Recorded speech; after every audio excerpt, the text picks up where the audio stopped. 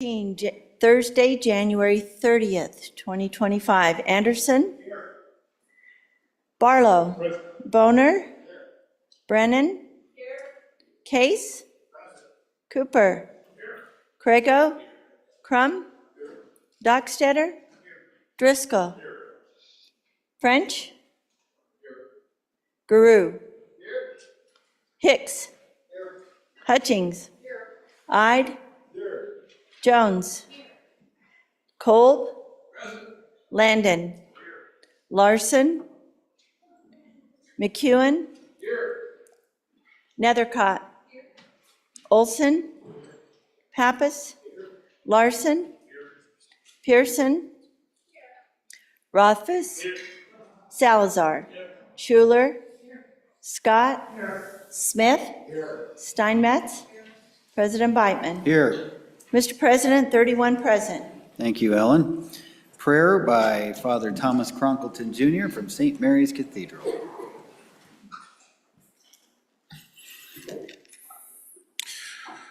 Lord God, we ask you to be with all those who died last night in the plane and helicopter crash at Washington, D.C. Be with the emergency responders who are continuing to assist in recovery efforts, and bring comfort to the families and friends of those who've died. Be with us this day as we do our part in governing this great state of Wyoming. Be with us in our committee hearings as we hear testimony, receive input, consider, amend, and vote on bills. Be with us also here on the floor as we take up bills and resolutions, discuss, amend, and vote on them.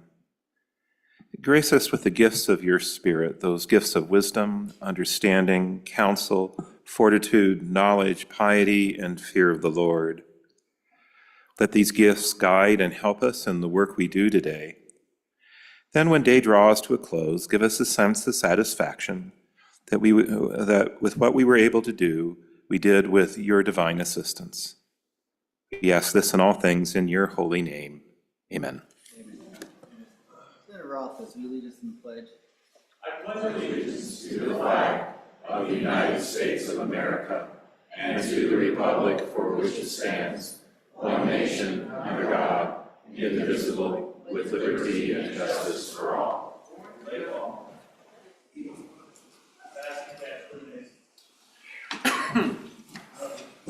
Reading correction, approval of journal. Will the reading clerk please read the journal committee report? Mr. President, your journal committee reports that the Journal of January 29, 2025 has been read and recommends that it be approved. Senator Crum, Chairman. Are there any objections? There being none, the report is adopted. Don't see a doctor of the day, so be careful on those stairs. Today in Wyoming history, 1870 in Cheyenne, Amalia Post was one of the first women to serve on a grand jury in the United States. Nice. That was a long time ago. In 1953, the Wyoming State Historical Society was formed. The society is dedicated to preserving and sharing the rich history of Wyoming. And quote for the day, "It always seems impossible until it's done." Nelson Mandela. Dad joke of the day. What day of the week do you drink the most water? Thursday. Well, the ladies like that one. That was good. Okay. Friday, January 31st, supplemental budget bill will be heard on Committee of the Whole. And also tomorrow, Friday, January 31st, is the deadline to get your state financial disclosure form in for the Secretary of State. So I got mine in yesterday. Proud to announce that. So if this pertains to you and you have not done so, now is the time to do so. And who can? Marty. Yes, get with Marty. She can take those down for you. So they even save you a trip down the hall. All right, that's new business for the day. Reports from standing committees. Mr. President, the following reports are dated January 30, 2025. Your committee number 8, Transportation, Highways, and Military Affairs, to whom was referred Senate File 141, USMC Corporal Seth Rasmussen Memorial Highway. Respectfully report same back to the Senate with a recommendation that it do pass. Ayes, Senators Anderson, Brennan, Cooper, and Pappas. No, Senator Kolb, Senator Pappas, Chairman. Your committee number 8, Transportation, Highways, and Military Affairs, to whom was referred Senate Joint Resolution 7, NCSL 50th Anniversary. Respectfully report same back to the Senate with a recommendation that it do pass. Ayes, Senators Anderson, Brennan, Cooper, Kolb, and Pappas. Senator Pappas, Chairman. Thank you, Randy. Bills on second reading. Oh, we have a re-referral. Senator Pappas, do you have a re-referral for me? Thank you, Mr. President. Yes, I do. I would like to re-refer Senate File 0141, United States Marine Corps Corporal Seth Rasmussen Memorial Highway, from Committee 8 to Committee number 2, as it has an appropriation. Thank you, sir. Hearing no objection. Do you have an objection, Senator Larson? Okay.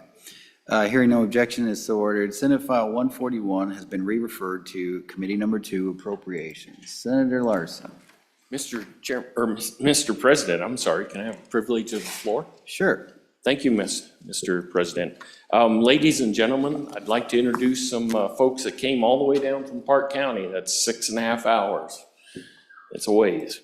To answer any questions for you that you might have on the state shooting complex, I'd like to welcome Jake Hogan, of CEO for Forward Cody, along with the shooting complex working group members Glenn Ross and James Klassen.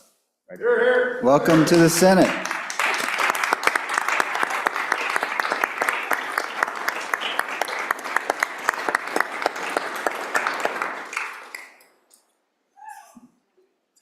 All right.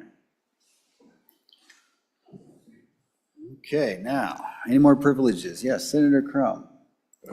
Point of privilege, sir. Sir.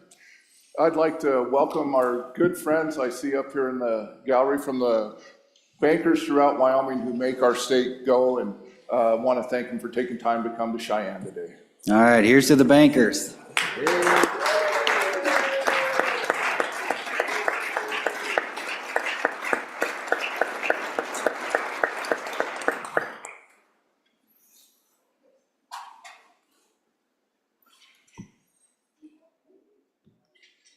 It is between 9 and 4, so we are within banker's hours, I hear. So, okay, now, we ready for bills on second reading? Let's do it. Bills on second reading. Senate File 5, second reading of the Senate file. Senate File 5, School District Vehicles Flashing Lights Authorized.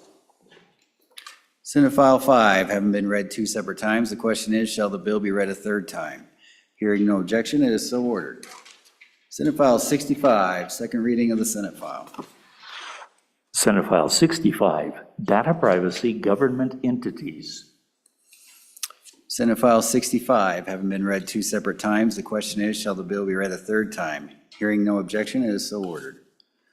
Senate File 69, second reading of the Senate file. Senate File 69, Homeowner Property Tax Exemption. There is an amendment. Will the reading clerk please read the amendment? Senate File 69, second reading amendment number 1, page 1, line 2, delete. Senator Scott, that one has your name on it. Okay. Mr. President, I'm a little surprised. I thought we were going to lay this one back another day, but, okay. If absent objection, I ask that we lay Senate File 69, homeowner property tax exemption back for 1 day. Hearing no objection, Senate File 65 has been laid back, or 69, excuse me. Absent objection, Senate File 69 is laid back for 1 day.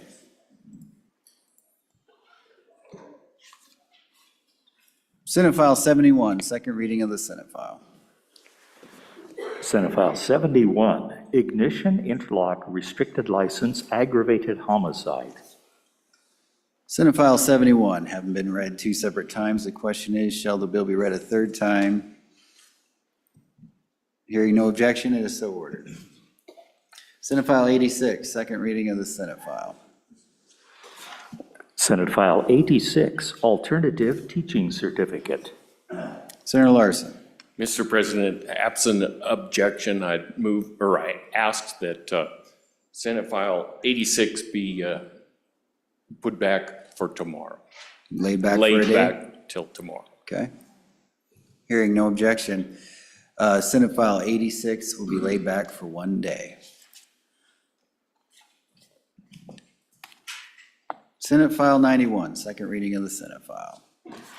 Senate File 91, petroglyph, pictograph, and historic inscription protection.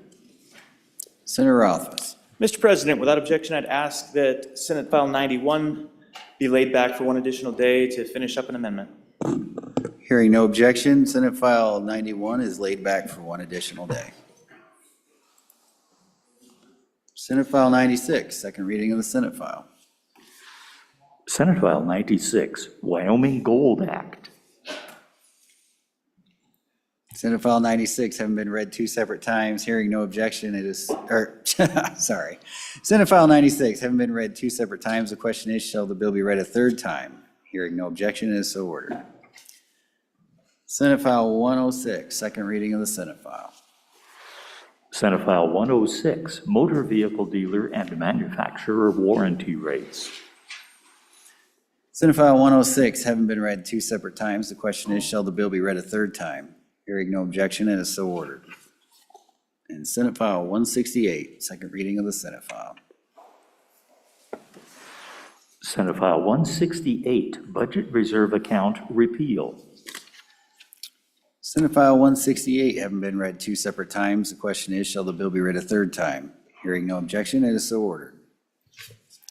Bills on third reading. Madam Majority Floor Leader, do we have a consent list? Mr. President, I move the third reading consent list, which is as follows. Senate File 30, Senate File 30, Wyoming's investment in veterans' mental health. Senate File 75, coroner investigations disposition of decedent's property. Senate File 79, district court's change of venue.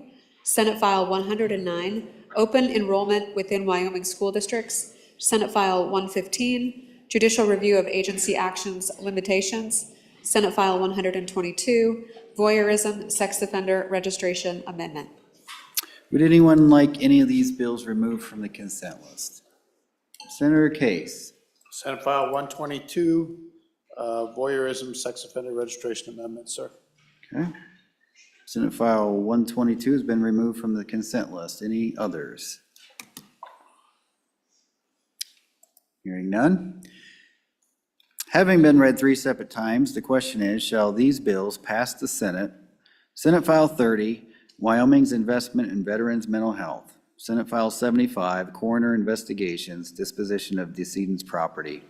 Senate File 79, district courts, change of venue. Senate File 109, open enrollment within Wyoming school districts. And Senate File 115, judicial review of agency actions limitations. The chief clerk will call the roll. On the consent list, Anderson? Barlow?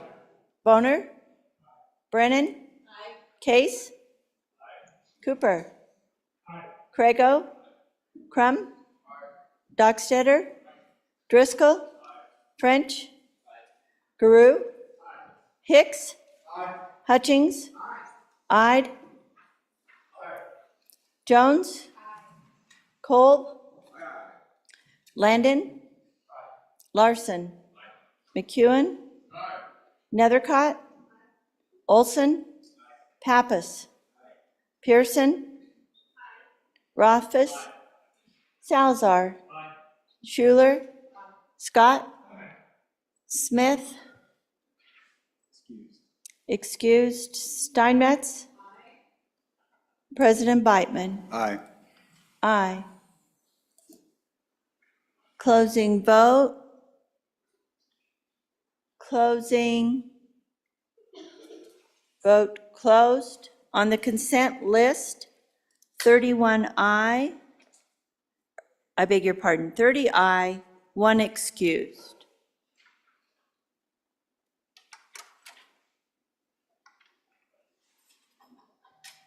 Senate File 30, are there any changes? Hicks, I to no. I to no. Hutchings, no. Larson, no. Steinmetz, no. French, no. Pearson, no. McEwen, I to no. Case, I to no. Kolb, I to no. Closing vote. Closing. Vote closed. Senate File 30, 20 aye, 10 no, 1 excused.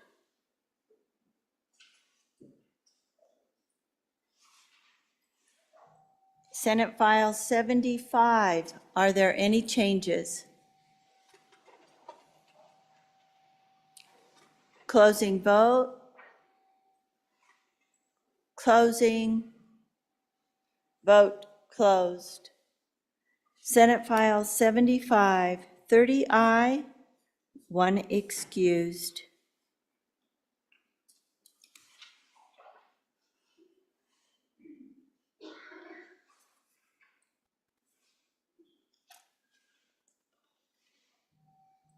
Senate File 79, are there any changes? Closing vote. Closing. Vote closed. Senate File 79, 30 aye, 1 excused.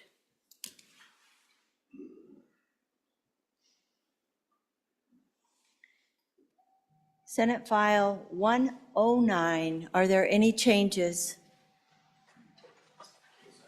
Case, I to no. Larson, I to no. Pappas, I to no. Barlow, I to no. Closing vote. Closing. Vote closed. Senate File 109, 26 aye, 4 no, 1 excused.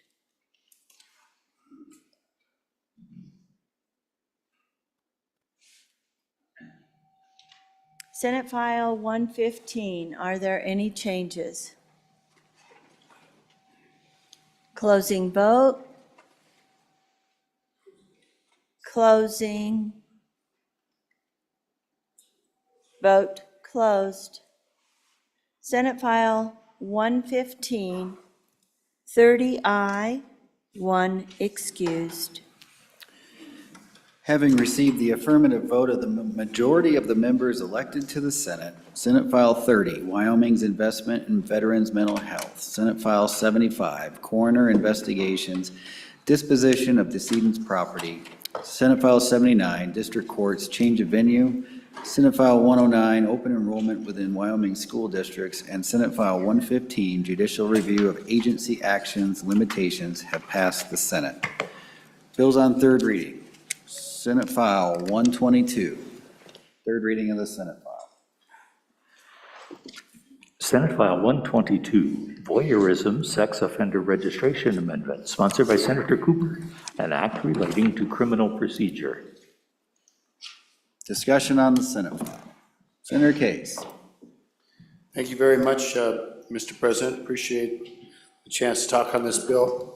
I'm kind of concerned about discrepancies here. And so the fine and the law and the prison term, if you're 18 years of old and commit a crime of voyeurism, is $5,000 fine and up to 5 years in prison as a felony offense. But if you're 17 years old, it's a $250 fine and it's a status offense. With this bill, we take that first crime, which it's not 10 years in prison or 20 years in prison, it's up to 5 years in prison and $5,000. And we add the registry requirements.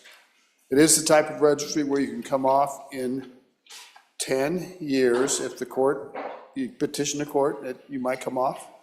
But if you're 17, you have one set of consequences, which is pretty minor, pretty nil. If you're 18, it's a big deal. There's not much difference between a stupid kid who is 17 years old and has a birthday and turns 18. There's a lot of difference under the law. There's a lot of difference now under this bill, especially if we have a 10-year, at least a 10-year registration period. I wish this were a graduated kind of thing, because honestly, I don't think 18-year-olds, 18 to 23 or something, are the same as adults. I think we need kind of a step on this. We talked about this for different registration requirements under the sexual offense registry in our Judiciary Committee. Is actually last interim, Mr. President. We learned a lot. We tried a few different things, couldn't make it fit right. But I tell you, this difference between a 17-year-old and an 18-year-old bothers me. I hope we could have some discussion about that. Discussion on the bill. We'll go to Senator Cooper first. Thank you, Mr. Chairman. I'd call your attention to line 15, page 1 of the bill. That's the whole bill. It doesn't address the perpetrator. It addresses the victim. If the victim was a minor, it strikes those words. That's all it does. It isn't addressing whether the perpetrator was a minor or not. If we want to change that statute, that's another whole bill, but that's not what's in this bill. This bill addresses whether the victim was a minor. In the case that prompted this, the victim was not a minor. There were 4 victims from one perpetrator. The perpetrator was not a minor. But he took thousands of pictures in the ladies' restroom, thousands of pictures. This person deserves to be on a sex registration bill. Thank you, sir. Thank you. Senator Scott, for your first time. Mr. President, I rise to express a concern with this bill in the registration, sex offender registration area. As I understand the bill, it imposes a new requirement for registration of these people as sex offenders. And I hope that's a correct understanding of the bill. I'm afraid, let's think for a moment, Mr. President, about the purpose of that registration. It's to warn people when they or their family, or particularly their kids, might be exposed to somebody who is a dangerous sexual predator. Somebody who might commit a rape or some similar crime like that. If we put everybody who has been guilty of a sex offense like this one on that, Mr. President, I'm afraid that we're gradually putting on too many categories of people, and the registration is going to cover too many categories of people, and it's going to cease to be useful in the original purpose, which was to warn people when there was somebody really dangerous around in their neighborhood. It's a nasty crime, but it is not in the same class as some of the other sexual offenses. So, Mr. President, frankly, with the bill as it stands before us right now, I'm worrying this will do us some real harm in our ability to protect our communities against the serious sexual predators that are out there.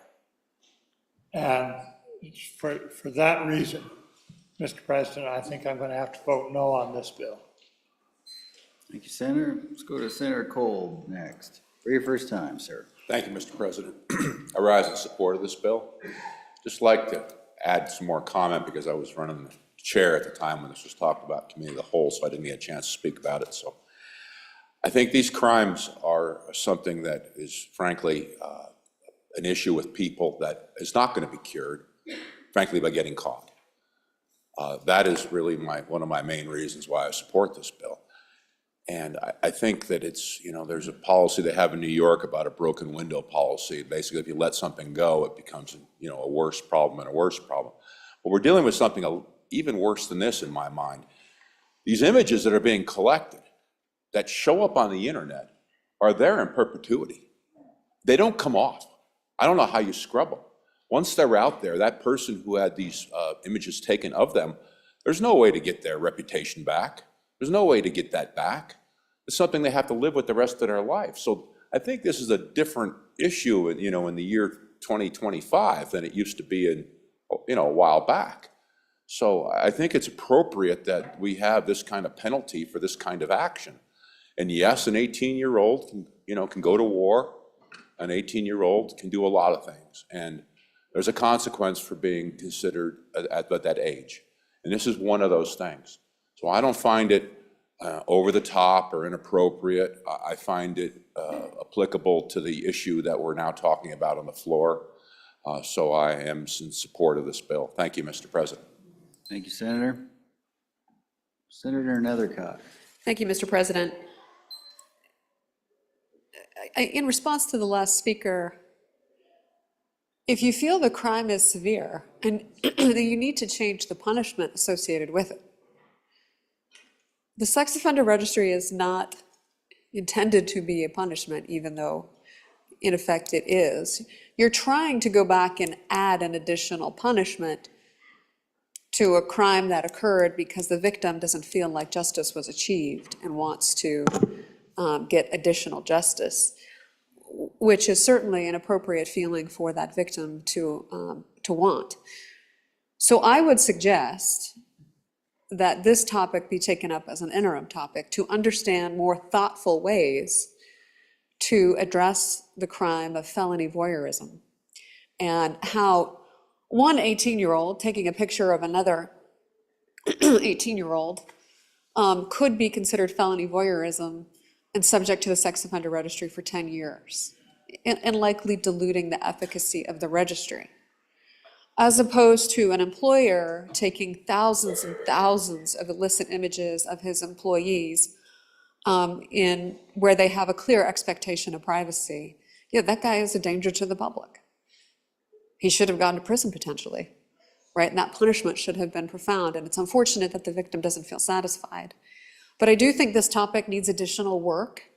Vote it up, vote it down. I think there's a significant policy consideration that we're not really addressing here and not hitting the mark where it needs to be hit.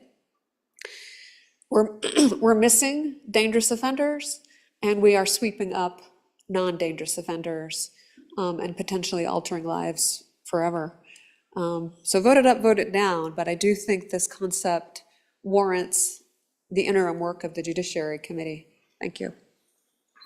Thank you. Senator Brennan. Thank you, Mr. President. I'd agree with those who say we need to maybe pause on this bill and take into consideration exactly what it is that we're doing. It's not that there isn't consequences on the books for these people already. There is, and there's time that they can and should serve, that the court should give them. But we do need to consider that while the sex offender registry is supposed to be there to protect the public, maybe it's a longer sentence and a punishment for those that are on it. The sex offender registry might just be the present day scarlet letter, and who should and shouldn't have that on them. We need to carefully consider that when looking at this bill and others. And I do think that this issue goes far beyond this bill, that we should pause and maybe, like the last speaker said, consider this as an interim topic instead of just passing this bill through. Thank you. Anybody else? Senator Dockstader, for your first time. Thank you, Mr. President. I understand those concerns, but I think Wyoming has to send out a message. This is not acceptable at any rate. We can still take it into an interim. If that doesn't happen, though, at least we'd have this bill in place. And maybe putting it in place forces us into an interim to further study it. No, I stand with the bill. Let's let Wyoming know that this is not acceptable. Senator Barlow, for your first time. Thank you, Mr. President. So I guess for the bringer of the bill and for anybody else who's adept at reading this language, what I want to make sure I'm clear about is the 304B language and the stricken language. Is that stricken language actually associated with all of those different crimes or just the 304B language? Because we start adding, if it's just the 304B language, maybe that's one thing, but if it's tied to those others, I want to be clear about that.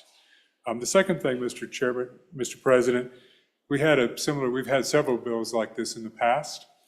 And remember that this applies to folks who have already committed the crime, been prosecuted for the crime, and now will be potentially caught up in not being registered because the law changed. And how do we notify them that the law has changed? So now they will be required to be on the registry, whereas the time that they were convicted, they were not. So how do we address, how is the bringer of this and how does the system account for that? Thank you, Mr. Chairman. Thank you, Senator. Mr. President. Anybody else for their first time? Senator Rothfuss. Thank you, Mr. President. Mr. President, I particularly share that last concern where this isn't just prospective. As it's written, again, since it's not a punishment, it's not part of the sentencing, it becomes part of an obligation that the individual has. So anybody in the past, and presumably the past 10 years, I'm not exactly sure when the timeline triggers, but you've got a 10-year obligation based on this statute to be on the sex offender list for something that, as far as you knew, was in your past. You've moved on, you've done your time, and now here we are a decade later, perhaps, maybe 20 years later, and we're retrospectively adding on a sex offender list requirement. I'm curious, honestly, if that was thought through or discussed and how that would be implemented, what would happen, what would take place. These lists are a big deal. And Mr. President, anytime we're talking about criminal law, we always talk about the most offensive, most egregious circumstance because it fuels the passion and makes us think, wow, we really have to do something about this. We have to make sure that we're strong and firm in the law, preventing that horrible scenario from happening. But Mr. President, as we're doing this, we also have to look at that least offensive circumstance and see if it's just for that as well, because it's still illegal.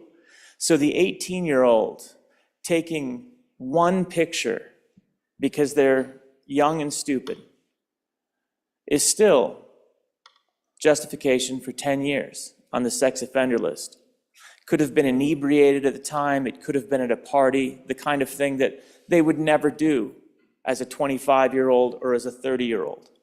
Stupidity, not malice. As the statute is constructed, again, still the same crime. The crime is based on, did you take a picture? Was it on a camera? And this is part of a larger discussion. I think we all realize this. We have some flaws with the way we are working our sex offender registry, and it does end up diluting the efficacy of it. I think we do need to revisit that during the interim, but I think it's irresponsible for us to be expanding it. Adding more to a broken system is not fixing the system. And I have real concerns about the idea that we're going to make this tweak add a bunch of people that really thought they were done, really thought they had served their time, and now we're adding them back to the list, a list they were never on previously. I guess we have to find them again and let them know that they're obligated under statute to be a sex offender for the next decade. I really have concerns about that, Mr. President. Thank you. Let's go to Senator Hutchings for your first time.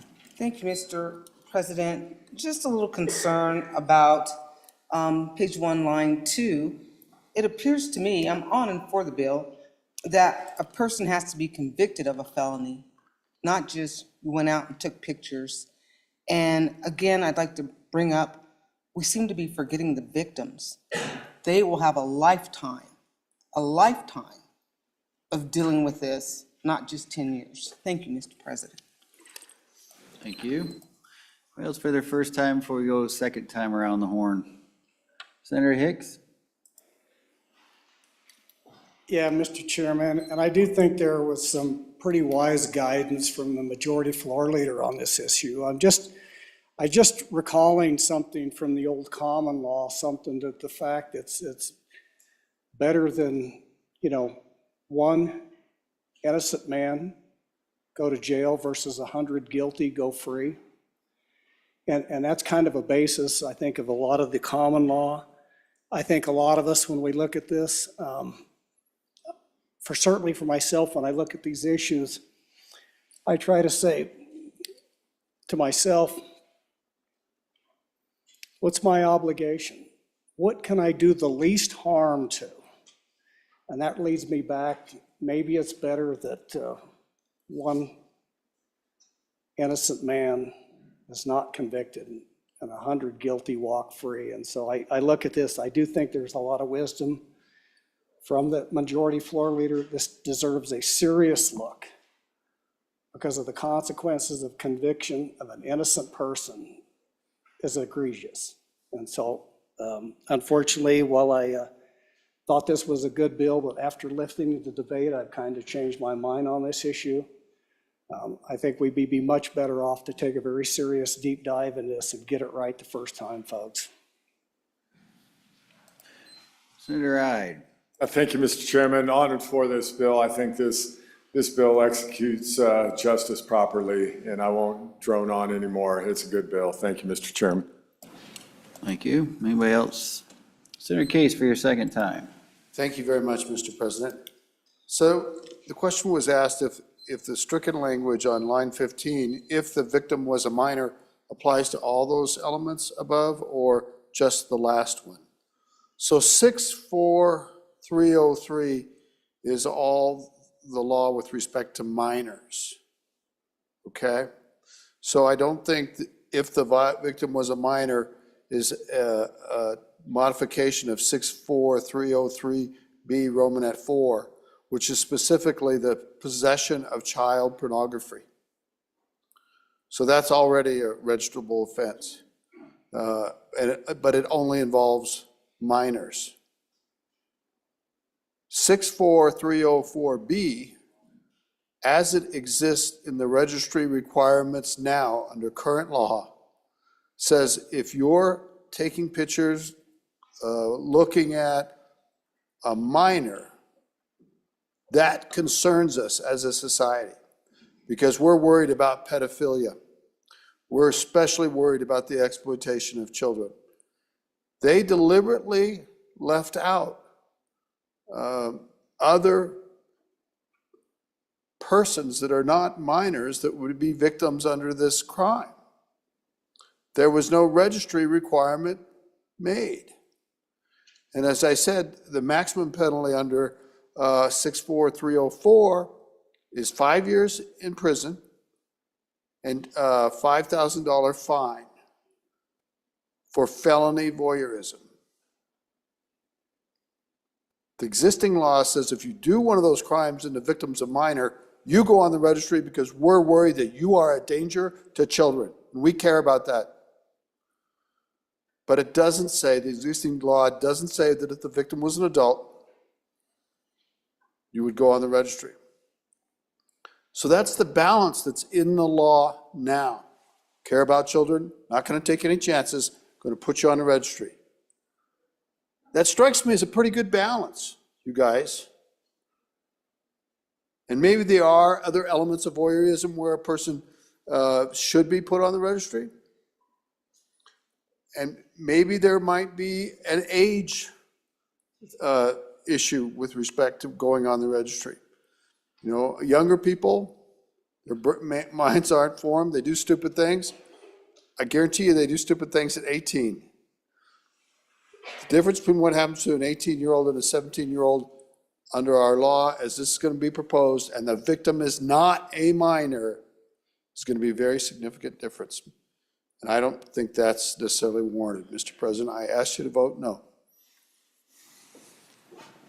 Anybody else? Senator Cooper for your second time. Thank you, Mr. President. There's a lot of things that probably need fixed in this whole system. But the question for you today is whether or not your 19-year-old daughter or granddaughter deserves the same protection as your 17-year-old daughter or granddaughter. And I believe she does. Thank you. Anybody else for their second time? Everybody's heard the call for the question. Senate File 122, having been read 3 separate times, the question is, shall the bill pass? The chief clerk will call the roll.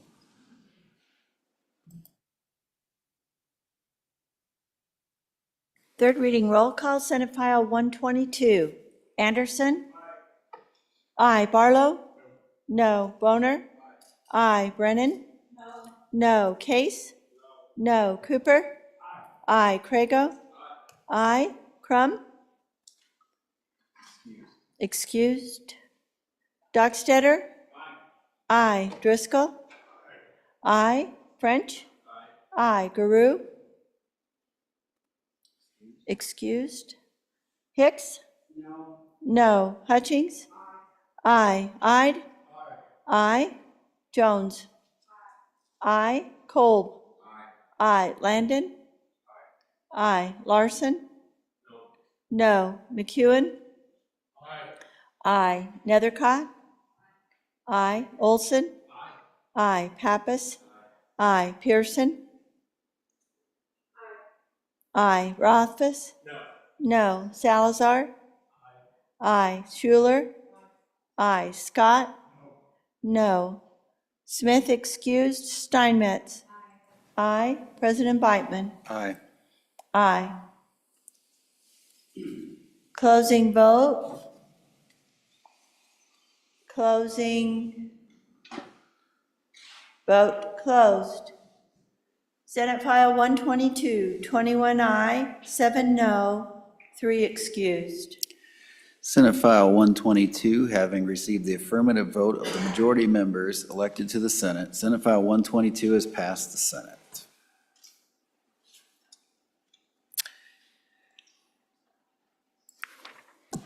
Madam Majority Floor Leader, we are at that order of the business. Consideration of bills on general file. Do you have a Mr. President, I move that the Senate resolve itself into committee of the whole. You have heard the motion. All those in favor say aye. Aye. All those opposed? No. That motion carries. Senator Cooper.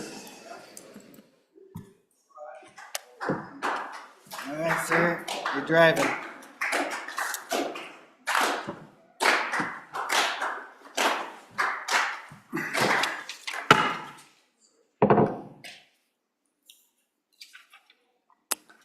Where are we at here? Committee of the whole will please come to order.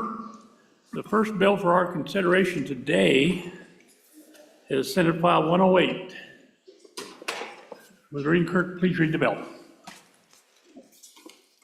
Senate File 108, Recreation Safety Agritourism, an act related to recreation safety, sponsored by Senator Barlow, was referred to Committee Number 6, which returned a committee recommendation that it do pass. Ayes Senators Boner, Hicks, Jones, Landon, and Schuler. Senator Landon, Chairman. Thank you, Randy. You've heard the reading of the bill. What is your pleasure? Senator Barlow. Oh, I'm sorry, Senator Landon. I can do that.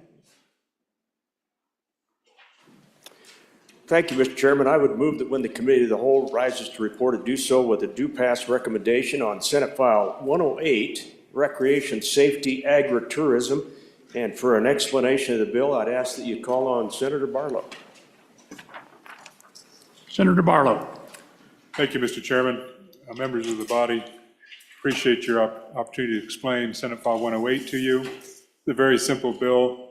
As my colleagues understand, we have something in statute called the Recreation Safety Act. And in that, what we talk about is those activities where there is an inherent risk. And because that inherent risk is, we as a legislature have said, folks that participate in it take upon themselves that risk, and the individuals, whether they be for-profit or non-for-profit, governmental, et cetera, have some level of protection against someone who's injured in these activities. So if you will, Mr. Chairman, we'll just turn to page 2 of the bill. This is current language. You can see all the different activities, from sporting activities that you might participate through a school activity or intramural or on the weekends, et cetera. All these different activities, floating, et cetera. And when I had a neighbor that actually has quite an agricultural operation, invites folks onto their place where they participate in animal husbandry activities, forage activities, i.e. haying, gardening activities. They have high tunnels and things like that. And they have overnight services, i.e. you can hook up your RV and park and participate while you're there. And so they said, hey, why aren't we part of this? So why aren't we included in this? So when I went and I looked, I said, well, horseback riding is there, and some other things are there that would go along, but not the actual context of what agritourism is. So as I looked at it more, many other states have actually identified what agritourism is, and that's that unique nexus between agriculture and inviting guests onto an active working operation. So using those other states that have done this, some have a very robust statutory structure, some have a more simplified one. What I decided was a simplified one was more appropriate. You'll see at the bottom of page 2 is the definition that I kind of worked to try to encompass the different things that you might anticipate. Added agritourism to the list of activities, and Mr. Chairman, that is the bill. Glad to stand for questions. Thank you. Further discussion? Seeing none, I believe you're ready for the question. All those in favor of Senator Landon's motion to adopt, where am I at here?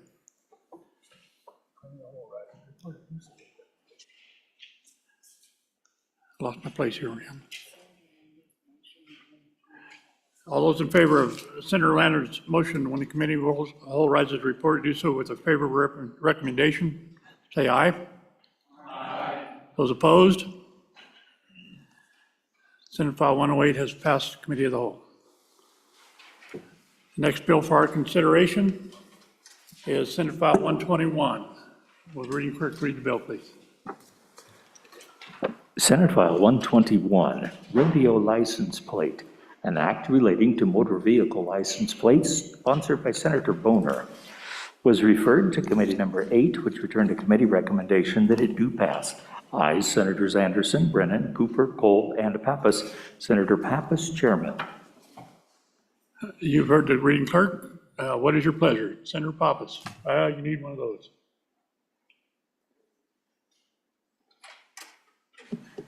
Senator Pappas. Thank you, Mr. Chairman. I move that when the committee of the whole rises to report, that it do so with a recommendation on Senate File 121, that it do rodeo license plate, that it do pass. And for an explanation of this bill, I turn it over to Senator Boner. Senator Boner. Thank you, Mr. Chairman. Ladies and gentlemen, what we have here is a little bill I put together in response to a request from a national organization that's purports to be concerned about ethically treating animals. The request was to remove steamboat from our license plates due to their concerns, alleged concerns about rodeo and how that's perceived as abusing the animals in question. Many of us on this floor have participated in rodeos. I know we've probably just about all been to one. We know the value that these rodeos have, not just for the athletes, both human and animal, associated with it, but the value that it has in communicating our Western way of life to the outside world. Some of the most popular events in this state are associated with rodeo. So I thought an appropriate response was to take that advice into consideration and to do precisely the opposite. So that's what we have here, Mr. Chairman.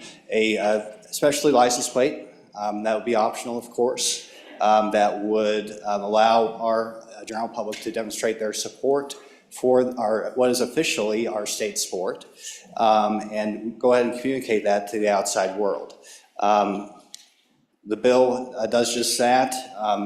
In 2003, this legislature and the executive branch recognized rodeo as our official state sport and went ahead and made this license plate similar to the organ, eye, and tissue donor license plate found in 31-2-233. So a $30 license plate, but you have the opportunity to make an additional donation if you so feel, and that donation would be split evenly between our college rodeo programs at the University of Wyoming and our community colleges. So, Mr. Chairman, a little bill I thought that would be helpful to communicate to everybody who might see a Wyoming license plate just how we feel about an important tradition in our state and make meaningful contributions to some of our college athletes throughout the state.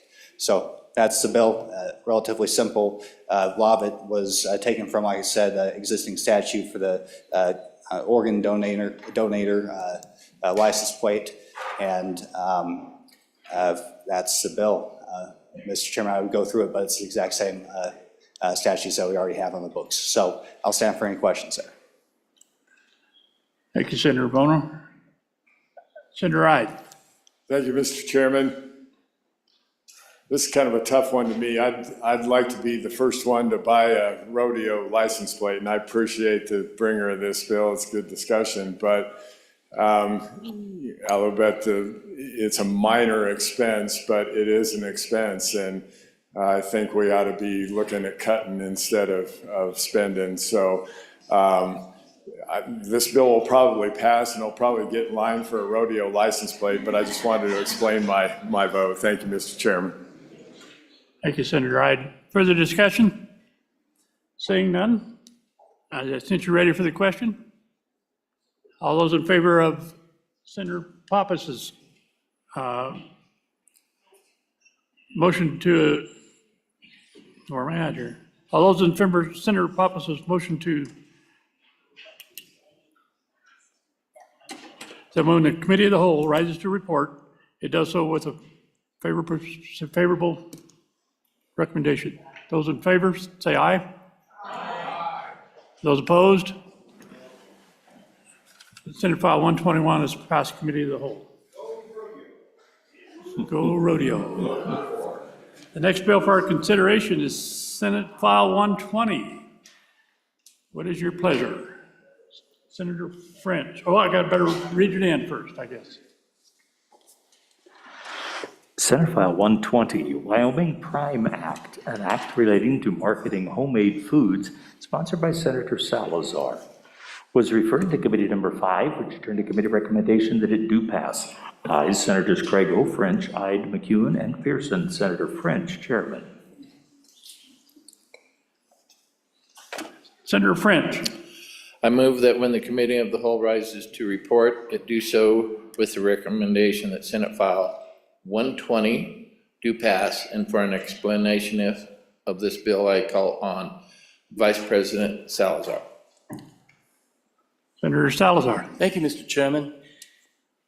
Well, honorable members, I'm actually excited about this bill. This is really, in my opinion, an important bill. You know, Americans want to buy fresh meat from local farmers.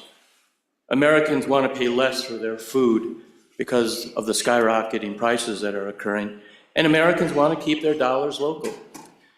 So the Wyoming Prime Act, which by the way you saw last year, overwhelmingly was voted through in this chamber as well as the other chamber. The Wyoming Prime Act is a bill that would allow small-scale farmers and ranchers to sell homemade meat products. The bill would expand an exemption to the Federal Meat Inspection Act to allow meat from customs slaughterhouses to be sold to consumers and retailers. So what does the Prime Act do? As I said, it allows farmers and ranchers to slaughter and process their livestock at local custom slaughterhouses without USDA approval. It removes the federal ban on selling meat from custom slaughterhouses, and it allows states to pass their own laws to regulate the sale of custom slaughtered meat. So, as many of you know, our constituents are paying astronomical prices for food. This is one way that we can help our consumers lower the cost of at least meat products, keep those dollars in the community, purchase meat in your local communities, and reinvest those dollars in the communities. You remember during COVID, we had meat products that had to go through USDA inspection, and we had an incredible pileup of the food products not getting to grocery stores in a timely manner. The prices were high. This bill, the Wyoming Prime Act, tries to do something about it. Now, I will tell you right now that the Wyoming Prime Act is a trigger bill. It cannot come into state law until the United States Congress passes the Federal Prime Act. I will tell you that last year, in the last congressional session, that the Federal Prime Act was brought forward. I believe in this new congressional session, the Prime Act will again be brought forward. But it is a trigger bill. But the reason we bring it forward is that we want to take advantage of the Wyoming Prime Act as soon as it does become federal law. And quite frankly, I'm very hopeful, given this new administration's belief in local control, in freeing up business, in cutting regulations, that will occur. So very quickly, let me go over the bill. It's not a long bill, but there are definite restrictions to this Wyoming Prime Act. If you look on page 3 of the bill, the meat products are produced from animals that are raised, slaughtered, and processed and sold in Wyoming. Line 16 on page 3, the meat products are sold directly to an informed end consumer in Wyoming, whether for consumption on or off the premises of the producer. Line 20 on page 3, a prominent written warning statement is delivered to the informed end consumer at the time of the sale that this was not USDA inspected. It was inspected through a slaughterhouse, but not through the USDA. On page 4, line 4, the meat product has not been inspected. Again, it is going through a Wyoming slaughterhouse. Line 7 on page 4, an informed end consumer who obtains the meat products under this act agrees not to sell, donate, or commercially redistribute the meat. And if you look at line 15 on page 4, the product shall not publish any statement associated with the meat that implies or states that the Wyoming Department of Agriculture's approval or endorsement of meat delivered under this subsection. So again, honorable members, it's a straightforward bill. You saw it last year. You overwhelmingly supported it. It was overwhelmingly supported in the other chamber. I think it is a bill that helps our local communities. It helps our farmers and ranchers. It's going to help thousands of farmers support their families and bring fresh and local food to countless consumers at a reasonable cost. I truly believe this is common sense reform, and I would ask for your support. Thank you, Mr. Chairman. Thank you, Senator Salazar. Any further discussion?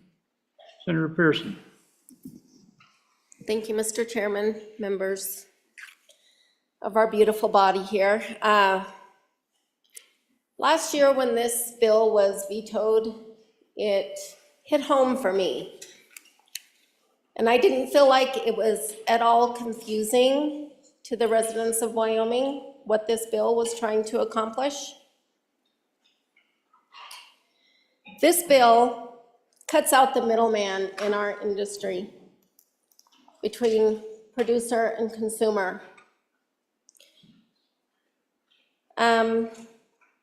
It takes the handcuffs off of producers that for years have been dictated by the markets.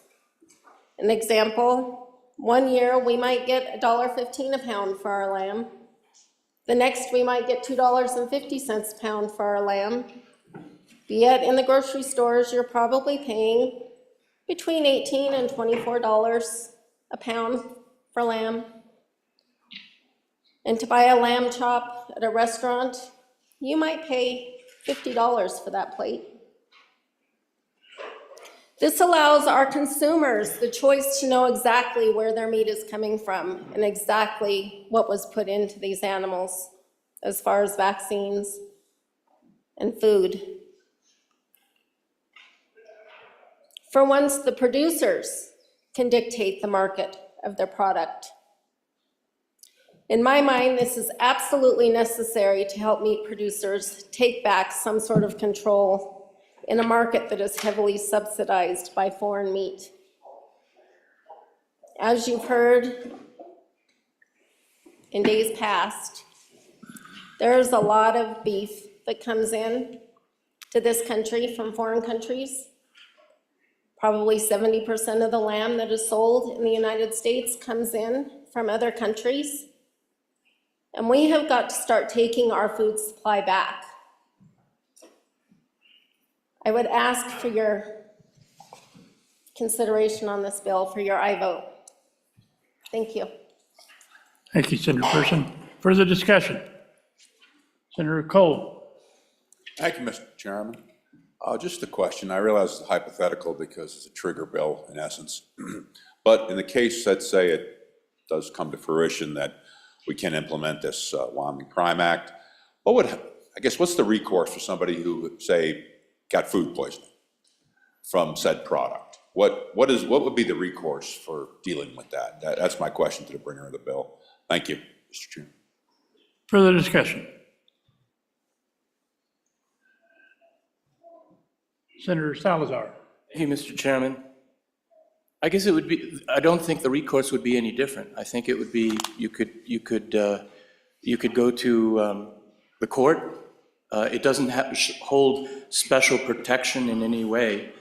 And again, I will say that on all these products, there needs to be a blanket statement on the product that says, in essence, buyer beware.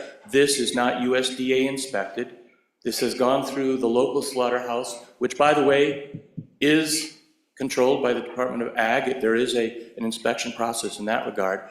But in those instances, and to the Honorable Senator, I haven't heard many, there is always the recourse of the court. So that would be the process. Again, this holds no special protection in that regard. So. Thank you, Senator Salazar. Any further discussion? Senator Scott? Mr. Chairman, our ranching operation does sell meat locally, wholes and halves and whatnot. This would, I believe, help our marketing. I will declare a conflict of interest on the bill. And while I'm up, Mr. Chairman, I think it's a good bill. Thank you, Senator. Further discussion? Seeing none, I assuming you're ready for the question. All those in favor of Senator French's motion that when Senate File 120, when the Committee of the Whole rises to report, do so with a favorable recommendation of Senate File 120, please say aye. Aye. Those opposed? Senate File 120 has passed Committee of the Whole.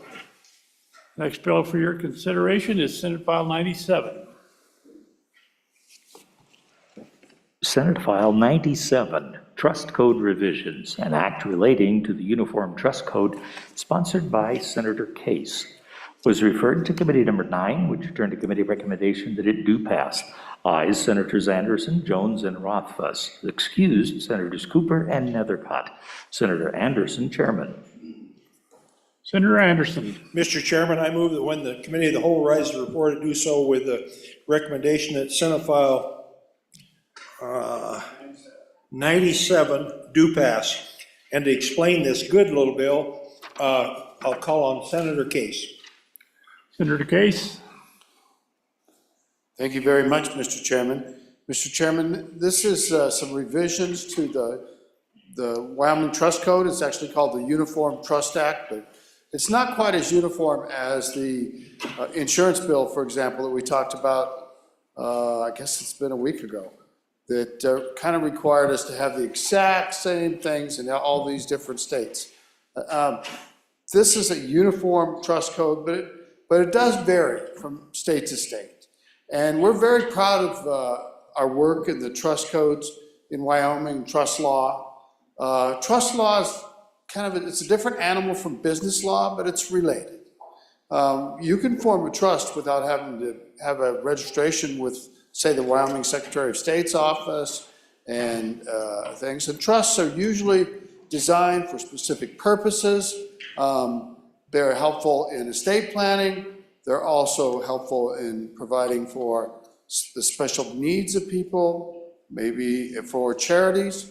They're really a wonderful tool, and Wyoming can be very, very proud of our body of trust laws. We've got skilled practitioners in the area, and we are a fabulous place to do business on trusts. This bill's got a couple of pieces in it that will make us even better. And our big rivals are the state of Delaware, New Hampshire, and Florida in terms of trust law.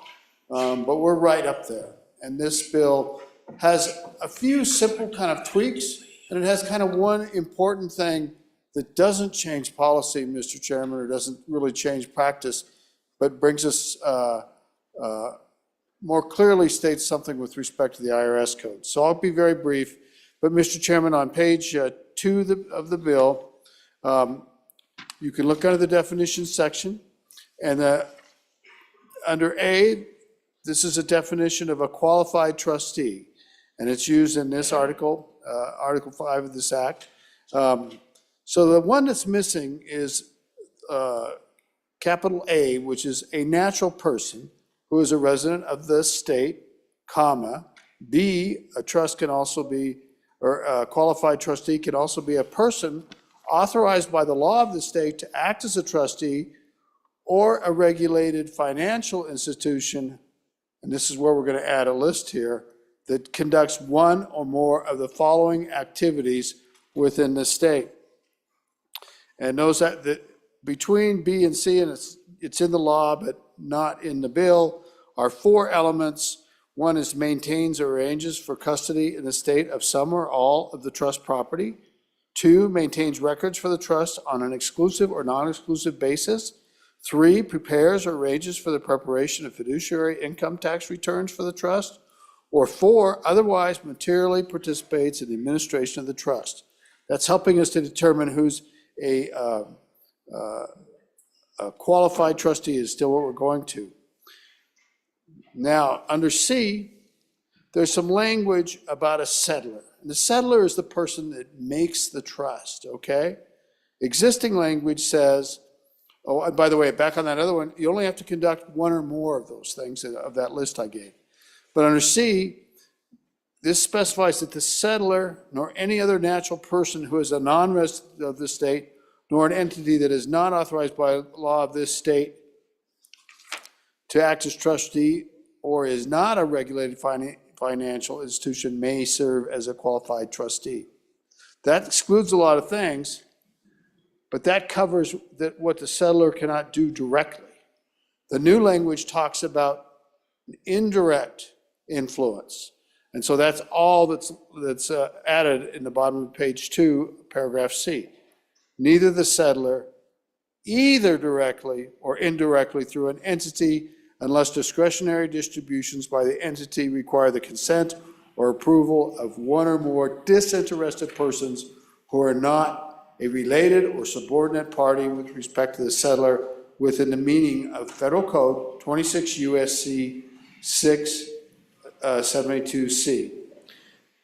And this is just public policy. To be a qualified trustee, you can't be holding power in either directly or indirectly.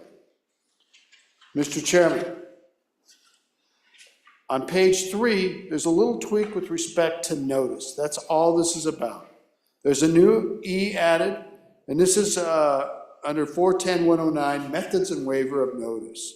Under 3, we're looking at E, for any judicial action or proceeding concerning a trust under this act, notice shall only be required to be provided to interested persons as defined in WS 410-201D. Don't have to notice the world, you just notice these interested persons.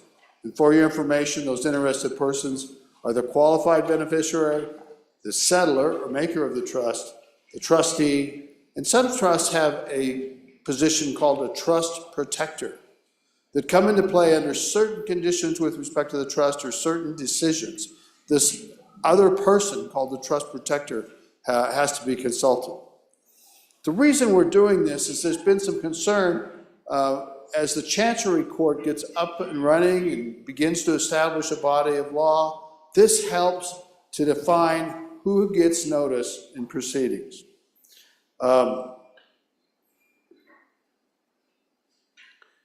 There is under 410, which is a pretty good double-barrel shotgun if you want to think about it that way. Romanet 4, the existing language says no common law rule limiting the duration of non-charitable purpose trust is enforced in this state. And this adds, and no common law rule of perpetuities that is otherwise enforced in this state shall apply to non-charitable purpose trusts. There's other places in the law where the perpetuity is established at 1,000 years for these charitable trusts, Mr. Chairman. Finally, the meat of the bill and what makes this an important tool in Wyoming for people that want to establish trusts in Wyoming is this piece added at the bottom of page 4. And this has to do with situations where perhaps there has to be some taxes paid.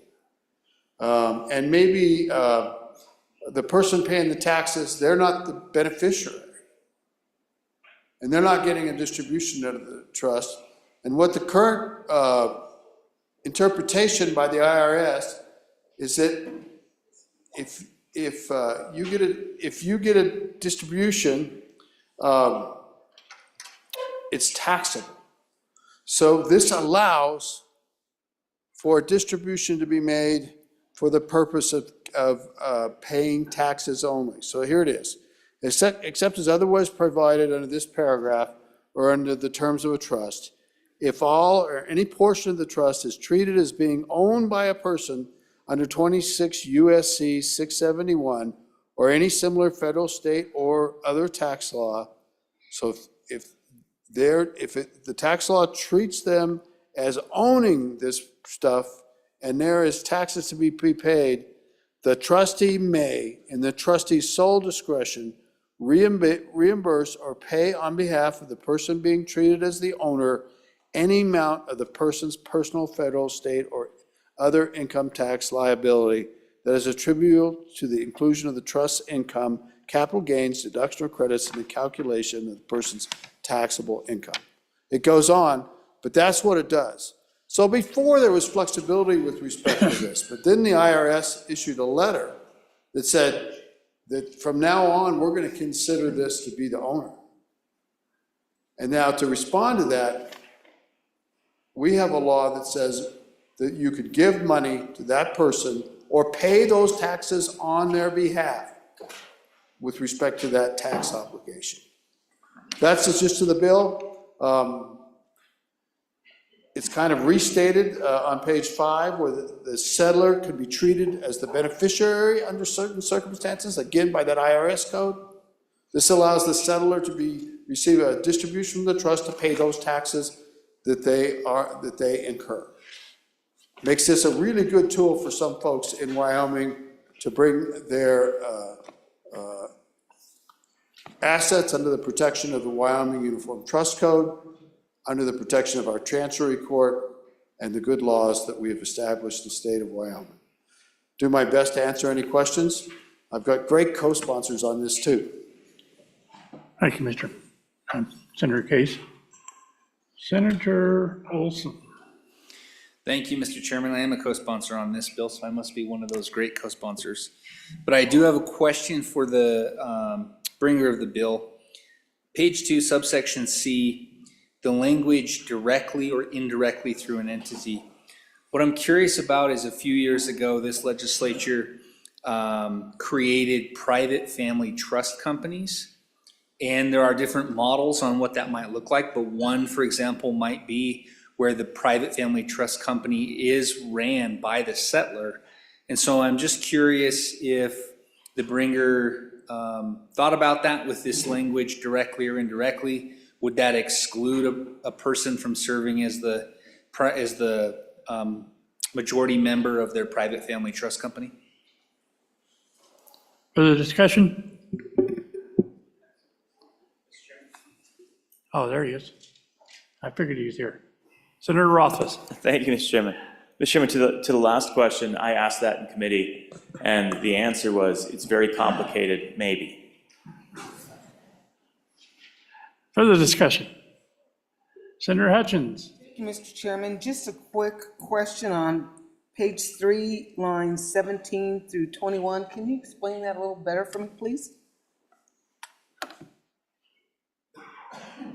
Further questions? Senator Case. Mr. Chairman, I'm going to put one of my great co-sponsors in touch with a really smart lawyer in this area to answer the question about the family trust. And so we will definitely get that. With respect to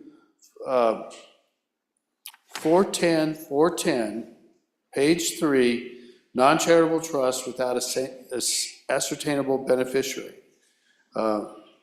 Except as otherwise provided at WS 410-409 or by other statute, the following rules apply. No common law limiting the duration of a non-charitable purpose trust is enforced in this state. So the duration is not limited for a non-charitable purpose trust, and no common law rule of perpetuities that is otherwise enforced in this state shall apply to non-charitable purpose trusts. Now, there is common law about perpetuities. I could use some help on that myself legally. But this says that common law doesn't apply. There's another place in the trust code where that time frame is listed as 1,000 years. And I'll get that reference. But you know, I have this other great co-sponsor, Mr. Chairman, who could be arguably even better than the first one. It's debatable, but I would like to hear what she has to say. Senator Nethercott. Mr. Chairman, thank you. I always appreciate when the trust folks go to non-lawyers to bring their trust bills and look to us to explain them. I did give them guidance that perhaps they should seek all the lawyers in the building to provide assistance. So fortunately, they did that. To my co-sponsor's question to the sponsor of the bill, I seek his answer to his own question shortly after mine, since he's chosen to co-sponsor as well. To answer the question about the rule against perpetuities is a fun law school question that all lawyers learn. You'll see the third lawyer in the chamber walked out. Discuss the rule against perpetuities, but generally it's a common law principle that we have adopted from our friends across the pond to avoid the concept of feudalism, which is where the lords would own all the land and control it in perpetuity. In America, we don't believe that's the way things should occur, and so we restrict the enforceability of legal instruments in association with the rule against perpetuity, so nothing can exist longer than 21 years plus the life in being. It's really fun. Bar exam questions come out of this common law application.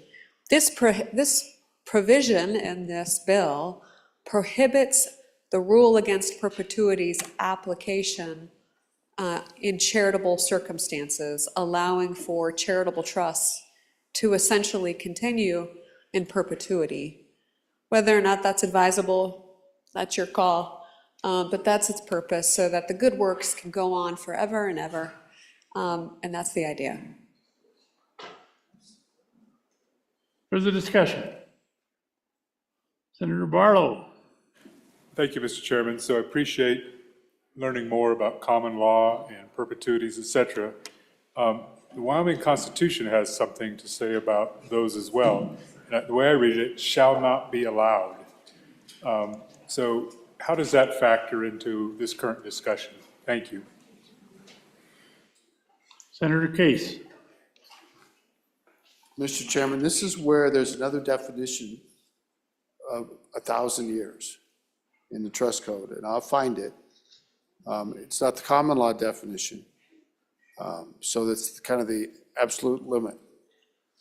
But that's not forever, but that's a heck of a long time, Mr. Chairman, but I believe it is in law, and I'll find that reference. But it's not perpetual. It's only 1,000 years. Further discussion? Somebody sounds like they're ready for the question. All those in favor of Senator Anderson's motion, when the committee of the whole rises to report it, do so with a favorable recommendation of Senate File 97, please say aye. Those opposed? Senate File 97 is passed committee of the whole. Senator, Vice President Salazar. Barlow. Vice President, excuse me, Senator Barlow. Mr. Chairman, privilege of the floor. Absolutely. Mr. Chairman, I'm pleased to recognize agriculturists, farmers and ranchers from all across Wyoming. They're here visiting our capital, learning about our process, and probably interacting with many of their representatives and senators here from all over the state. Please welcome the Farm Bureau Federation members.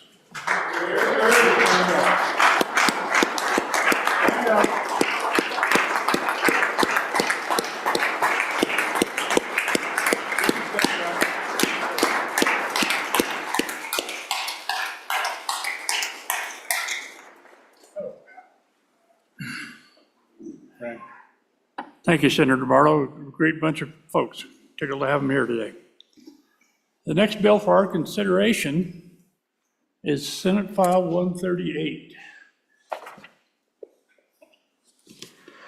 Senate File 138, Energy Impact on Wyoming Economy Study, an act relating to energy, sponsored by Senator Dockstader. It was referred to Committee Number 9, which returned a committee recommendation that it do pass amended. Ayes Senators Anderson, Cooper, Jones, and Rothfuss. Excuse Senator Nethercott. Senator Anderson, Chairman. You've heard the reading of the bill. What is your pleasure? Senator Anderson. Mr. Chairman, I move that when the committee of the whole rises to report, it do so with the recommendation that Senate File 138 do pass. There is a standing committee amendment. Could we have that read in at this time? Senate File 138, Standing Committee Amendment Number 1, page 2, line 19, delete. Mr. Chairman, I would like to turn the floor over to Senator Dockstader for the explanation of this good little bill. Thank you. Senator Dockstader.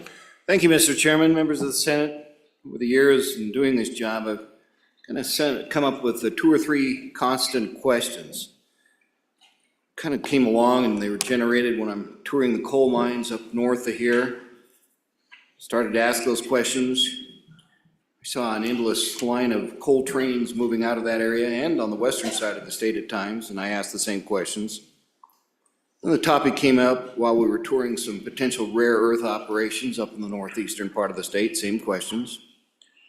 And it was really brought to light when I arranged to have the University of Wyoming, the university's president, visit the Trona Patch, and we sat down and started to discuss all the possibilities, maybe moving more engineers into that process.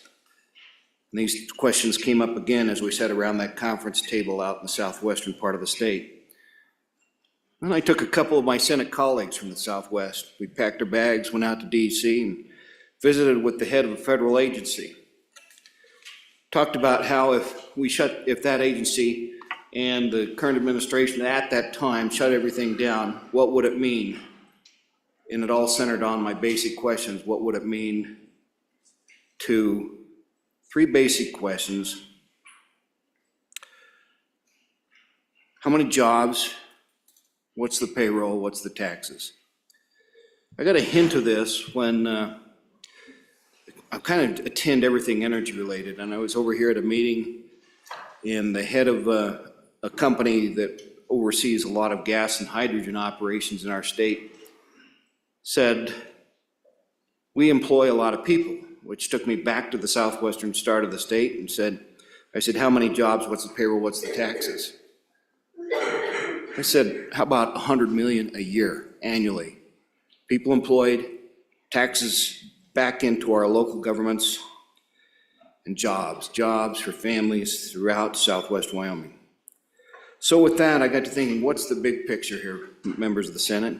I bring you energy impact on Wyoming economy, a study. I'm looking for those numbers. What this bill does is allows us to do a study on the Wyoming, or on the economic impacts of the energy industry, and I found a way to do it without appropriation, because those are not popular. Teamed up with a particular agency here, it's listed in the bill, so maybe I can say it, the Wyoming Energy Authority. They'll be working with our university, and we're going to do more of an in-depth study and have it all done by October 1st, 2025. What it's going to do, it's going to take a look at the various types of mineral production and energy production. It's going to determine the economic impact of energy in the state. It'll take a look at the major regions of the state. And if our even smaller governments are smart, they'll take this information and do a granular study for their towns and cities and say, what does it mean, energy? Each individual type of energy and mineral production will be looked at. So on page 2, I'm going through the amount of state and local taxes that energy producers generate. And then as we talked about this, with the good counsel of the committee that I was presenting to and the chairman who just did the introduction, they suggested that probably 5 years wasn't enough in-depth information. So the amendment that you see, the standing committee amendment, is for 10 years. Mr. Chairman, it's all right with you, I'm going to move that amendment. Mr. Chairman, I move standing committee amendment number 1 to Senate File 138. Ask for your favorable consideration. Members of the Senate, this gives us a little more deeper look into what we're looking for, 10 years. And the parties involved, the university, the Energy Authority, willing to do that, again, without an appropriation. So with that, I'd call for the question on the amendment. Is there discussion on the amendment? Question on the amendment. All those in favor of Senator Anderson's amendment number 1 to Senate File 138, please say aye. Aye. Those opposed? Thank you, members of the Senate. I'll continue on now, page 3, measures. It'll provide a measure of the amount of payroll. It'll look at other tangible benefits that come from energy. There'll be a brief description of the innovations that are coming from energy. We're going to see a lot of changes in the next little while. And include all other information that we deem necessary. Again, the Energy Authority is requesting assistance from any state agency. It allows them to do that in higher education institution, which they've already agreed. With that, members of the Senate, I bring you Senate File 138, Energy Impact on Wyoming Economy, a study. Ask for your favorable approval. Further discussion? Seeing none? Oh, there is one. Sorry, Senator Hutchins. Thank you, Mr. Chairman. Just wondering if the 5-year to 10 years is going to be included on every area where we see 5 years? Thank you, sir. Senator Jones. Mr. Chairman and Senators, please consider voting for this bill. This is an extra tool in our toolbox when we're fighting the federal government so that we can prove our worth. We can prove what Wyoming energy does for everyone and what kind of jobs we have created by this industry. Senator Anderson. Mr. Chairman, I did not understand the question from the good senator from Cheyenne. Could she repeat that question? Senator Hutchins? Thank you, Mr. Chairman. To the good senator, I noticed that there are several places where the state is asked to report for the last 5 years on pages 2, and I think throughout. I'm just wondering if that was going to be included in the amendment, or it wasn't, but could it be? Thank you. Senator Anderson? Mr. Chairman, I think you're referring to page 3, line 5, the 5 years. Is that what you're referring to? Page 2?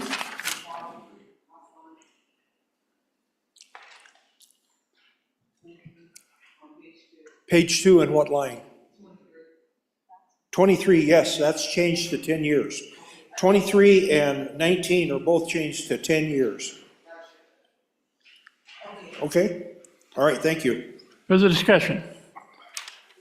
Seeing none? Now, Senator Dockstader. There's some. Thank you, Mr. Chairman. Folks, I think we're going to be astounded at what energy does for our Wyoming economy, and this gives us the report that helps us defend all of our work. This is what drives this state. Ask for your approval. Are we ready for the question? All those in favor of Senator Anderson's motion to, when the committee of the whole rises to report it, do so with a favorable consideration of Senate File 138, please say aye. Aye. Those opposed? 138 is passed committee of the whole. Senate File 82. Will the reading clerk please read it? Senate File 82, Omnibus Water Bill Planning, an act relating to water development projects sponsored by the Water Committee, was referred to Committee number 5, which returned a committee recommendation that it do pass. Ayes, Senators Craigle, French, Ide, McEwen, and Pearson. Senator French, Chairman. It was re-referred to Committee number 2, which returned a committee recommendation that it do pass. Ayes, Senators Driscoll, Guru, Larson, Salazar, and Smith. Senator Salazar, Chairman. Committee, what is your pleasure? Senator French? I move that when the committee of the whole rises to report, it do so with the recommendation that Senate File 82 do pass. And for an explanation, I call on the chairman of the Select Water Committee, Senator Steinmetz. Senator Steinmetz. Thank you, Mr. Chairman. And fellow senators, you should have a sheet on your desk that shows you what the bill does in your water projects.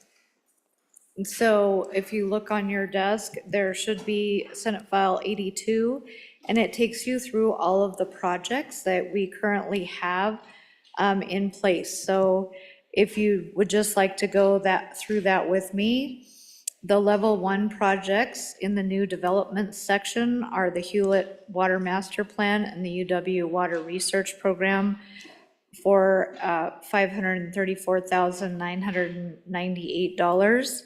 The level 1 projects are the rehabilitation in section 2, are the Pioneer Canal Lake Hattie Irrigation District Master Plan, the Smiths Fork Irrigation District Master Plan, the Wheatland Irrigation District Master Plan, for a total from account 2 of $980,000.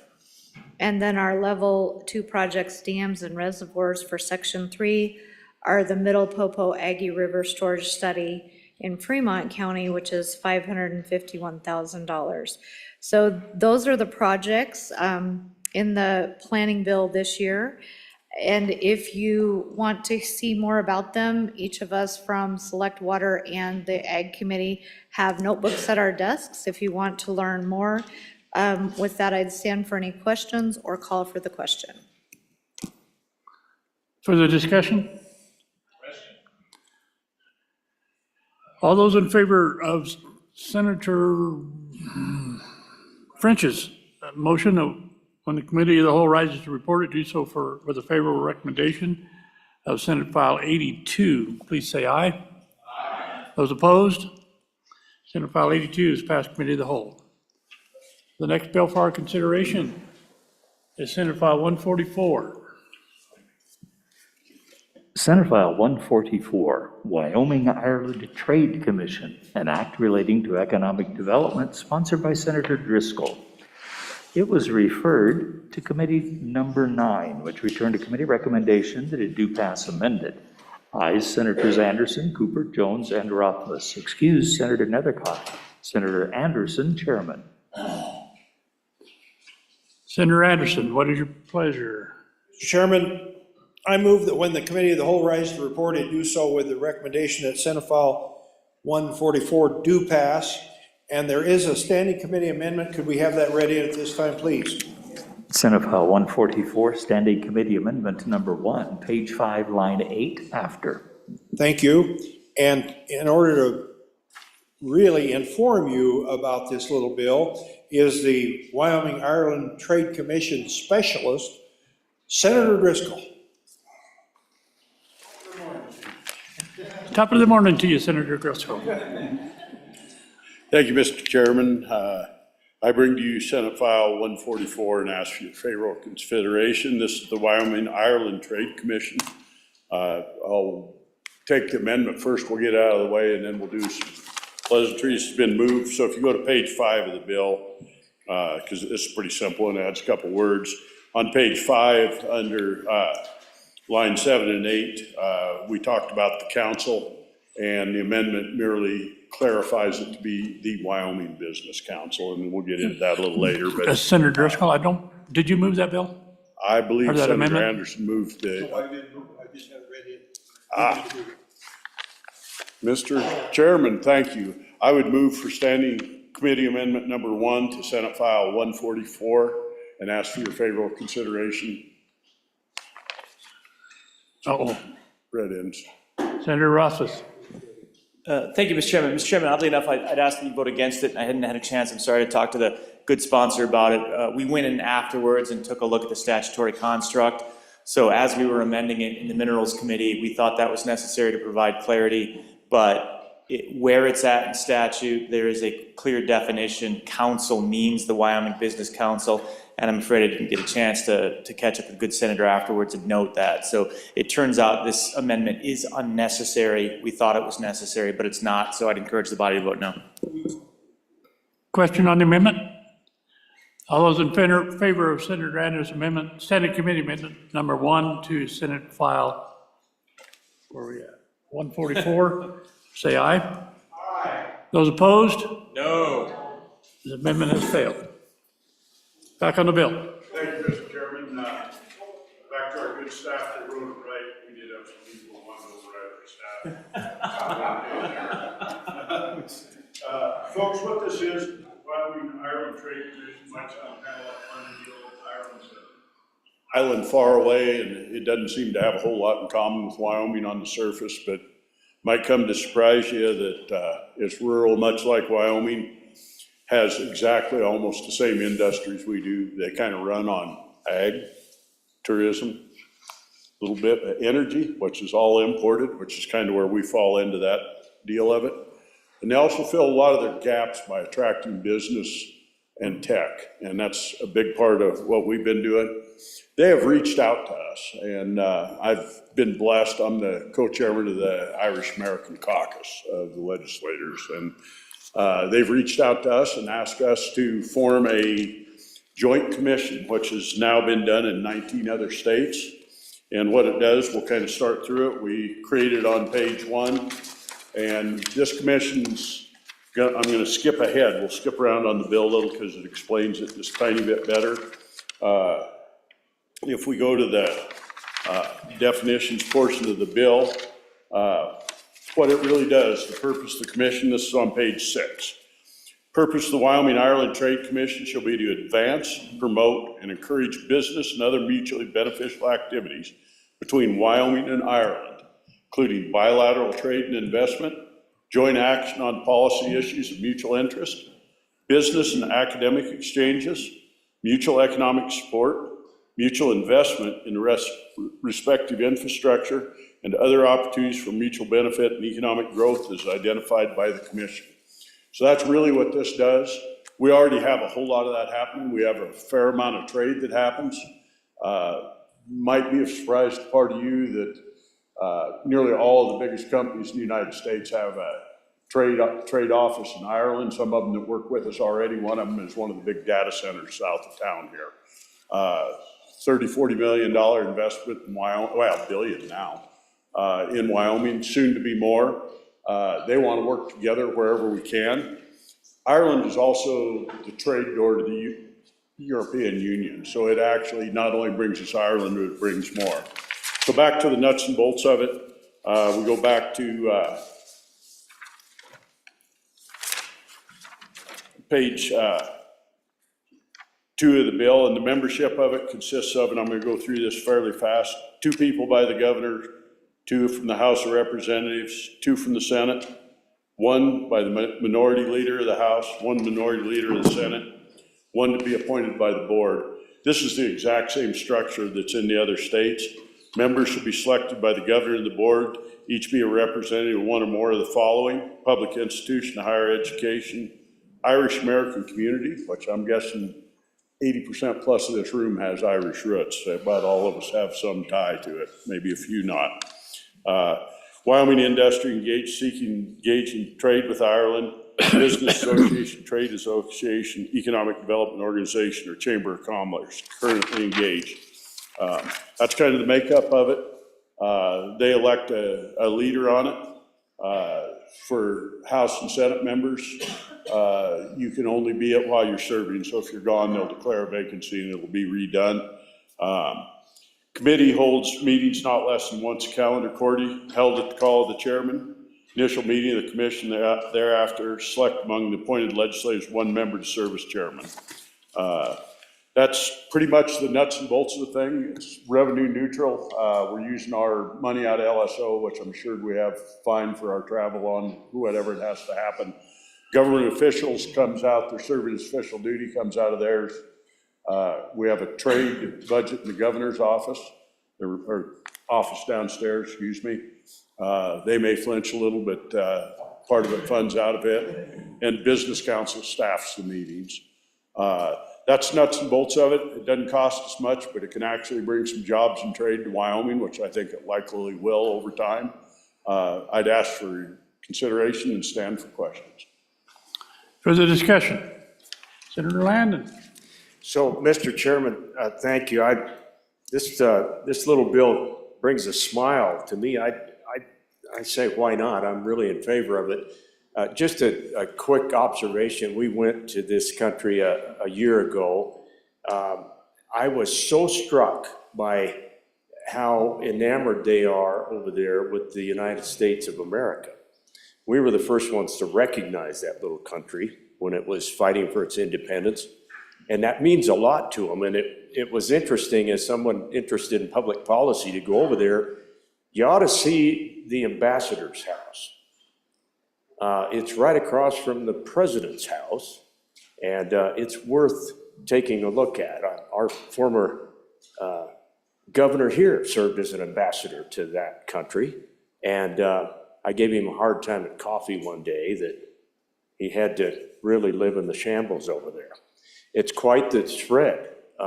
The embassy of the United States of America.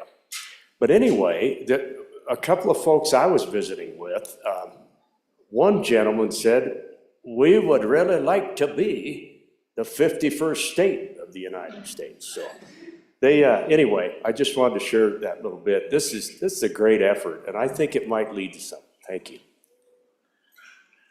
Senator Anderson. Mr. Chairman, I also went on that trip and experienced a lot of that Irish enthusiasm for the United States and wanting to trade with us. We weren't on a trade mission, we were on a college mission, but there's a lot of discussion about what we could do together. And one of the things they have is Terra Hill that's unlike any hill that we have in Wyoming. But I would encourage you to vote for this bill. Thank you. Senator Dockstader. Thank you, Mr. Chairman. This bill opens up opportunity for us, and the key will be not just to pass it and say, oh, we've got a good thing doing. Then we use those who deal with businesses in the state to go ahead and make the connections across the state. This could open up opportunities for some of our small business production companies, let alone the tourism part, but This opens the door to get that done, and then we have to step in and carry the load and get it done. This is a great opportunity for the state. On and for the bill. Senator Landon? So, Mr. Chairman, real quickly, by the way, this is an interesting story. So that little country didn't have any wood products. They were importing everything to try to get things built across the country. So what they did with their government, they decided to find a tree that would grow there, and they started planting their forests with the idea that they were going to harvest them. It's kind of an interesting idea. They used to do that in Wyoming. We used to harvest trees and cut them into boards, and then you could build stuff with them. We don't do that here anymore, but it's an interesting idea to grow those trees, harvest them, manage them. But I really thought that was fascinating, Mr. Chairman, that they literally grow their own forests now, and with the idea of harvest. Thank you. Further discussion? Seeing none, since you're ready for the question, all those in favor of Senator Anderson's motion that when the committee of the whole rises to report, it do so with a favorable recommendation as Senate File 144, please say aye. Aye. Those opposed? No. Senate 144 is passed committee of the whole. The next bill for our consideration is Senate File 116. What is your pleasure? Oh, we're going to read it in first. Senate File 116, Anti-Money Laundering, an act relating to crimes and offenses, sponsored by Senator Nethercott. It was referred to Committee Number 1, which returned to committee recommendation that it do pass amended. Ayes, Senators Crago, Hicks, Kolb, and Olson. Excuse, Senator Crum. Senator Olson, Chairman. Committee, what is your pleasure? Senator Olson. Thank you, Mr. Chairman. I move that when the committee of the whole rises to report, that it do so with the recommendation that Senate File 116 do pass. There is a standing committee amendment. I'll ask that that be read in at this time. Senate File 116, Standing Committee Amendment Number 1, page 2, line 7, after. Okay, and I will move Standing Committee Amendment Number 1 to Senate File 116 and ask for your favorable consideration. I'll dispense with the amendment really briefly, and then I'll turn this over to the bill sponsor. The amendment is really straightforward. It goes into the definitions in the bill. We probably could have went either way on this. It's not earth-shattering, but I think it just adds a little bit of clarity to what we're looking at, a little more conciseness. The definition wasn't an exhaustive definition. It was a list of everything that could be considered within the definition. We just simply said that the list should include whatever is real, personal, tangible, or intangible property would cover everything. So we were worried that if we listed something out, that it could be construed as to something not being on the list. It's always one of the dangers that you run when you try to include a long list that you could exclude something. So that's really it, and I ask for your favorable consideration. Further discussion on the amendment? All those in favor of Senator Olson's motion when the committee, all those in favor of Senator Olson's motion to adopt Standing Committee Number 1, pardon me, Senator Nethercott. You're good. Take the vote. Okay. All those in favor of Senator Olson's motion to adopt Standing Committee Number 1, Standing Committee Amendment Number 1 to Senate File 116, please say aye. Aye. Those opposed? Senator Olson? Mr. Chairman, thanks. Got it, thanks. Good senators, thank you. Before you have Senate File 116, anti-money laundering. Thanks for passing that standing committee amendment. That was a good vote, aye. Let me explain the bill and how the amendment worked. So anti-money laundering is a crime we actually don't have here in Wyoming, and that absence was noted by our Gaming Commission study that was done by out-of-state consultants, primarily from the Garden State. And the Garden State, if you remember, is very familiar with two things: casinos and organized crime. And so they said, listen, Wyoming, with your new industry of gaming, it's probably advisable to have an anti-money laundering statute on the books. And so during that interim committee that evaluated this issue, I engaged with those experts that the state retained and said, how is that Garden State law working? And they said quite well. And so this bill draft in front of you is based on the Garden State's law that has been modified consistent with Wyoming law in order to make sure Wyoming has the appropriate protections in place as we start this new chapter in Wyoming associated with gaming. Generally speaking, money laundering is the concept of taking illicit money or illegally obtained money through illegal means and putting it into something legal in order to make it look legitimate. So frequently how that looks with gaming or casinos is somebody comes into the gaming facility with $250,000, let's say. They get $10,000 back in gaming chips. They do $1,000 worth of play, walk out with legitimate cash. And so that's how typically gaming facilities or casinos are utilized for money laundering transactions. So that is the bill. I'm happy to walk through it, but that really is it. As you can see on page 2, the term property, the standing committee did amend, and really they changed that listed definition there to say really any type of property that's tangible or intangible. And so why was that list to begin with so long, and why did we leave it so broad of tangible or intangible? And that's because those involved with criminal activity like this can use any of these types of properties and do in order to make the money clean again. And so it's important to have a very broad list.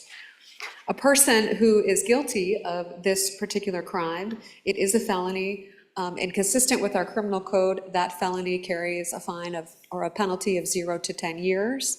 With that, good senators, I'm happy to stand for questions as we find our way to lunch. Further discussion? Since you're ready for the question, all those in favor of Senator Olson's motion that the Committee of the Whole rises report, do so with a favorable recommendation of Senate File 116, please say aye. Aye. Those opposed? Senate File 116 is passed the Committee of the Whole. Senator Craigo. Mr. Chairman, privilege of the floor. Please. Thank you, Mr. Chairman. Good senators, up to our right is are members of the Wyoming Senior Services Association. This group unites senior centers statewide to address the unique challenges Wyoming's aging population faces. They strive to maximize the impact of limited resources and expand essential services. Few facts: over 1 in 4 older residents in Wyoming live alone and need senior center services. This demand is growing as it is anticipated by the year 2030 that 1 in 5 people will be over the age of 65. They are here today to help us answer any questions regarding the services they provide. They also want to make sure you join them this evening in the reception that they are hosting with AARP at 5:30 in W53, W54. Please help me welcome them to the Wyoming Senate.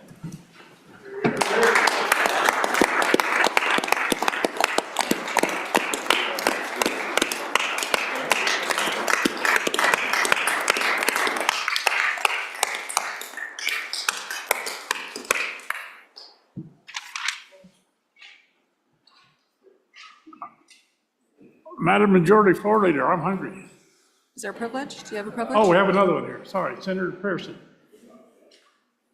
Privilege of the floor, please. Please.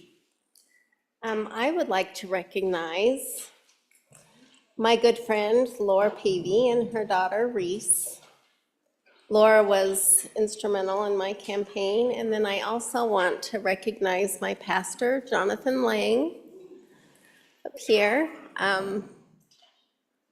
He was instrumental this entire summer in keeping my faith and my heart whole, so thank you.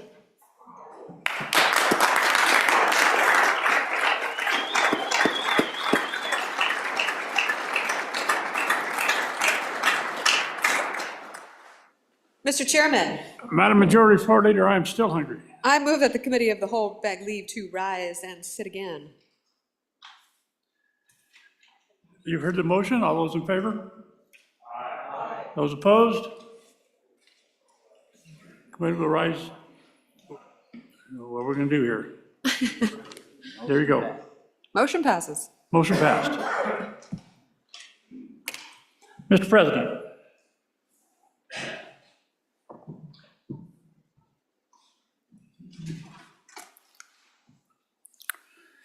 Reports from standing committees?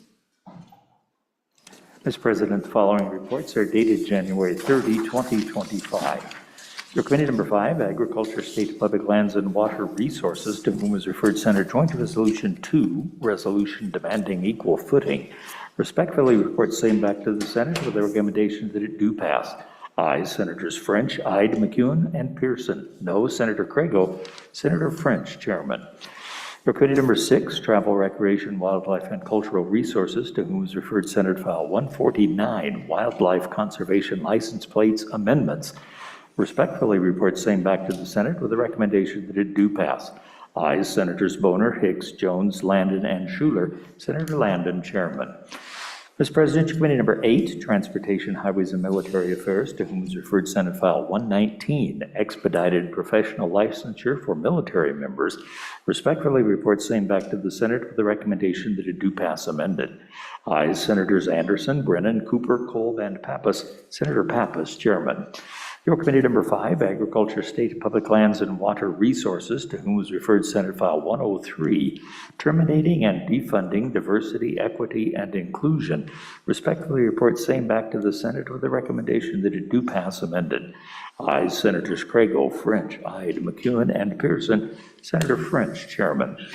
Your committee number 6, Travel, Recreation, Wildlife, and Cultural Resources, to whom was referred Senate File 139, Trapping Requirements, Licenses, Seasons, and Setbacks, respectfully reports same back to the Senate with a recommendation that it do pass amended.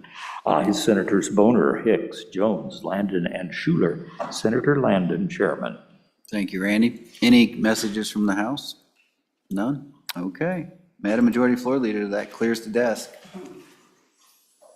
Mr. President, I move that we stand recessed until 2:45 p.m. Senators, 2:45 p.m. As a reminder, we will caucus in room W113 at 2 p.m. So be there promptly at 2 p.m. for caucus. We will come back for Committee of the Whole at 2:45 p.m. All right. Thank you. Committee announcements. Senator Barlow. Oops, wrong one. You're not Rothfuss.